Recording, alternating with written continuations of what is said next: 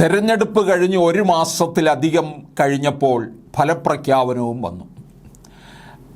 CPM-ന് വൻ തകർച്ച, UDF-ലേക്കൊരു വലിയ തരംഗം, BJP അക്കൗണ്ടും തുറന്നു.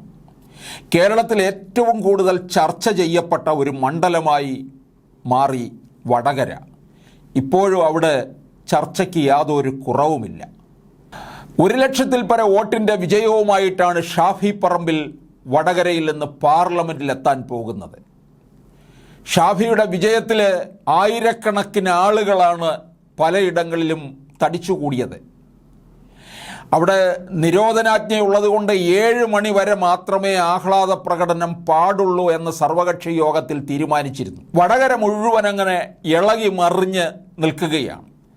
കുട്ടികളും മുതിർന്നവരും എന്തിന് ആബാലവൃദ്ധം ജനങ്ങളും ആനന്ദാശ്രുക്കളോടുകൂടി നിൽക്കുകയാണ് ഷാഫിയുടെ വിജയത്തിൽ. ഇത് പിണറായി വിരുദ്ധ തരംഗം തന്നെയാണെന്നുള്ളത് വളരെ വ്യക്തമാണ്. കൂട്ടത്തിൽ വളരെ മാറി നിന്നുകൊണ്ട് ഒരു സ്ത്രീ ഈ സന്തോഷം മുഴുവൻ അനുഭവിക്കുകയാണ്. അതായത് ആൾക്കൂട്ടത്തിൽ അലിഞ്ഞു ചേർന്ന് നിന്ന KK രമ എന്ന സ്ത്രീയായിരുന്നു വടകരയുടെ വിധി നിർണയിച്ചതിലെ നെടും തൂൺ. യുവാക്കളും സ്ത്രീകളും ഉൾപ്പെടെ ഷാഫി ഷാഫി എന്ന് ആർത്ത് വിളിക്കുമ്പോൾ വലിയൊരു ദൗത്യം പൂർത്തിയാക്കിയതിൻ്റെ ചാരിതാർത്ഥ്യവും സംതൃപ്തിയും രമയുടെ മുഖത്ത് തെളിഞ്ഞു നിന്നു. ഷാഫി പറമ്പിലും ശൈലജയുമായിരുന്നു സ്ഥാനാർത്ഥികളെങ്കിലും വടകരയിൽ ഏറ്റുമുട്ടിയത് സ്ത്രീകളായിരുന്നു. ശൈലജയും രമയും ഒരേ രാഷ്ട്രീയ പ്രസ്ഥാനങ്ങളിലൂടെ വന്ന് 2 പ്രതീകങ്ങളായി മാറിയവരാണ്. അതുകൊണ്ട് മത്സരം രമയും ശൈലജയും തമ്മിലായിരുന്നു എന്ന് വിശേഷിപ്പിച്ചാലും അതിശയോക്തിയില്ല. ആൾക്കൂട്ടത്തിലും ഇരുട്ടിലും ചേർന്ന് നിന്ന് രമയോടെ തെരഞ്ഞെടുപ്പ് ഫലത്തെക്കുറിച്ച് ചോദിച്ചപ്പോൾ അവരുടെ മറുപടി ഇങ്ങനെ: TP-യുടെ മണ്ണാണ്, അതൊരു പ്രധാന ഘടകമാണ്.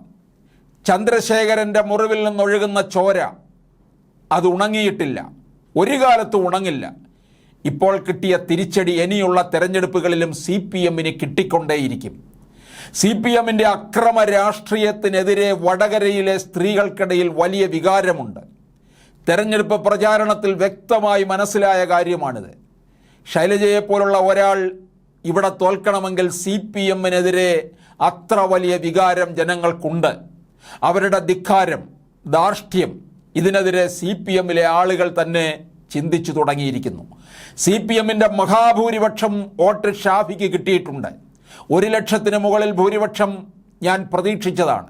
സ്ത്രീ വോട്ടർമാർ കൂടുതലുള്ള വടകരയിൽ വനിതാ മുഖ്യമന്ത്രിയാവേണ്ട ആൾ എന്ന് വിശേഷിപ്പിക്കപ്പെട്ട KK ശൈലജയ്ക്കെതിരായിരുന്നു സ്ത്രീകൾ. അവർ ഷാഫിക്കൊപ്പം നിൽക്കാൻ കാരണമായതിൽ പ്രധാന ഘടകം രമ തന്നെയാണ്. 51 വെട്ടിൻ്റെ ഉണങ്ങാത്ത മുറിവുകളും പേറി CPM-ൻ്റെ അധിക്ഷേപത്തിന് എക്കാലത്ത് ഇരയായ രമയ്ക്കൊപ്പമായിരുന്നു വടകരക്കാർ. CPM പ്രസ്ഥാനത്തിലൂടെ വന്ന് 2 ധ്രുവങ്ങളിൽ നിൽക്കുന്ന സ്ത്രീകളിൽ ആർക്കൊപ്പം നിൽക്കണമെന്ന് തെരഞ്ഞെടുപ്പ് കൂടിയായിരുന്നു വടകരയിൽ നടന്നത്. മടിച്ചു നിന്ന ഷാഫിയോട് രമ പറഞ്ഞത് വടകരയ്ക്ക് പോരൂ, ജയിപ്പിക്കുന്ന കാര്യം ഞങ്ങൾ ഏറ്റു എന്നാണ്. അത് വെറും വാക്കായിരുന്നില്ല, രമയ്ക്ക് വടകരയിലെ സ്ത്രീകളിലുള്ള വിശ്വാസമായിരുന്നു. തെരഞ്ഞെടുപ്പ് പ്രചാരണത്തിൽ ഷാഫിക്ക് മുന്നിൽ നടന്നത് KK രമയാണ്.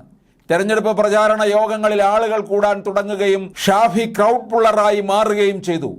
സ്ത്രീകളും കുട്ടികളും ഷാഫിക്കൊപ്പം നിന്ന് ഫോട്ടോ എടുക്കാൻ തിക്കിത്തിരക്കുന്നു. മുഴുവൻ സമയവും മണ്ഡലത്തിൽ ഉണ്ടാകുന്ന എല്ലാവർക്കും സുപരിചിതയായ രമയെ സ്ത്രീകൾ വീണ്ടും വീണ്ടും ചേർത്ത് നിർത്തി.